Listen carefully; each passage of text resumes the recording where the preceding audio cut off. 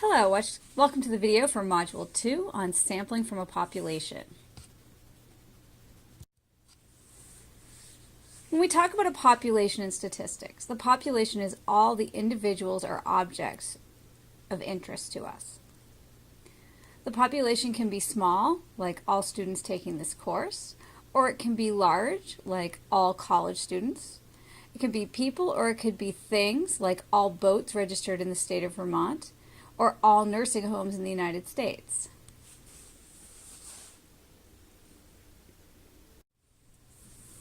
First, I want to talk about the distinction between a census and a sample. A census collects data from every member of the population. And this is often possible in a situation where the population is very small. It also is done occasionally in large populations. For instance, the U.S. Census attempts to collect data from every single member of the population in the United States. Often, though, when the population is large, a census isn't possible, and in this case, we collect data from a sample. A sample is just a subset of the population about which data are actually collected.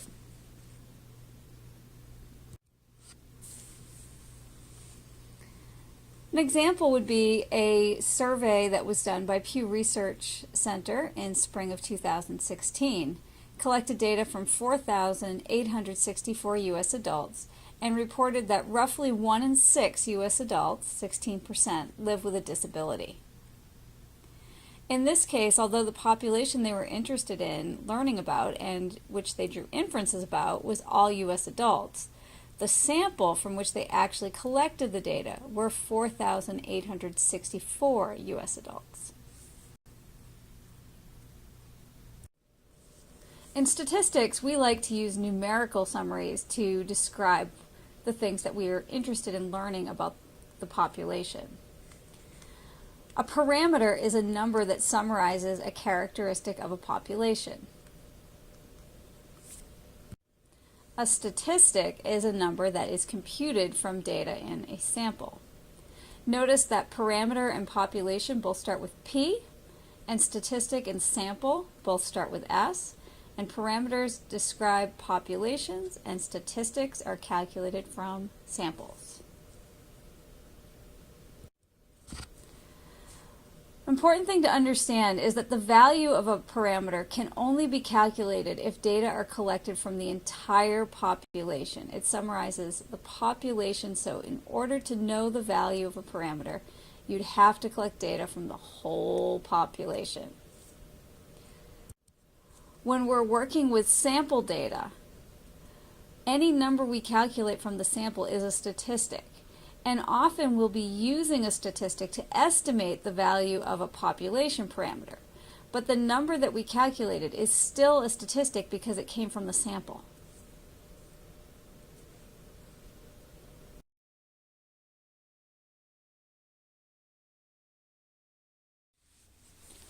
Let's consider the example from the Pew Research study looking at the proportion of disabled adults in the United States. There, the population of interest was all U.S. adults, and the parameter in which the researchers were interested in was the proportion of all U.S. adults who were disabled. Now, they didn't collect data from the entire population. Instead, they took data from just a sample of 4,864 U.S. adults. In that sample, they calculated the statistic. 16% of the U.S. adults in the sample were disabled. And then they used this statistic. This statistic, 16%, can be used to estimate the proportion of all U.S. adults who are disabled, which, remember, was our parameter of interest. If we want to use information from a sample to learn about a larger population, clearly, we need to be careful about how we choose our sample so that we can avoid bias.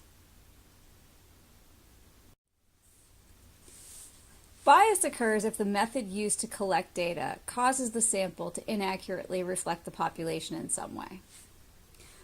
One type of bias is called sampling bias occurs when the method of choosing a sample causes the sample to differ from the population in a relevant way. A famous example of sampling bias occurred in the 1948 presidential election.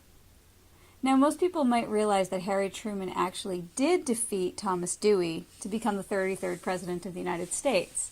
But the Chicago Tribune ran the headline that Dewey defeated Truman based on data that was collected from a sample before all of the votes were counted. The reason that the sample didn't accurately represent the population is because it was a telephone survey.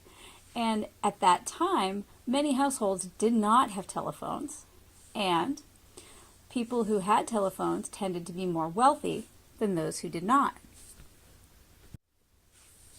Since wealthy households were more likely to support Dewey, this sampling bias created a situation in which it appeared that Dewey had more support than Truman, but that was only because the sample didn't reflect the population well. The best way to avoid sampling bias is to take a random sample from the population of interest. When a random sample is taken, every member of the population has an equal chance of being included in the sample. This is an unbiased method of sampling, and because of that, a random sample allows us to generalize the results from our sample to the population from which the sample was randomly taken. In addition to sampling bias, there are other ways that bias can be introduced into studies. Non-response bias can occur if people are given the option whether or not to participate in a study. Those who choose to participate might differ from people who choose not to in an important way that could lead to bias. The way that questions are worded can also lead to bias. For example, in January of 2003, a survey asked Americans about how they felt about taking military action to end Saddam Hussein's rule. When asked whether they favor or oppose military action to end Saddam Hussein's rule, 68% said that they favored such action. However, when asked if they would favor or oppose military action to end Saddam Hussein's rule, even if it meant that U.S. forces might suffer thousands of casualties, only 43% said that they supported that action. Bias could also be introduced by an inaccurate measurement tool. For instance, a scale that weighs everything just a little heavier than it really is would lead to bias.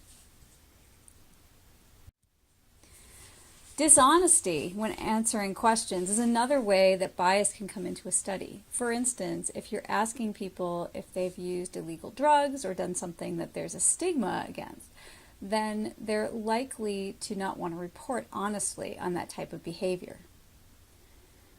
Bias in data collection can result in many other ways that aren't discussed here, but the important thing to remember is that we should always critically think about how the data were collected and recognize that not all methods of data collection are going to lead to valid inferences about the population.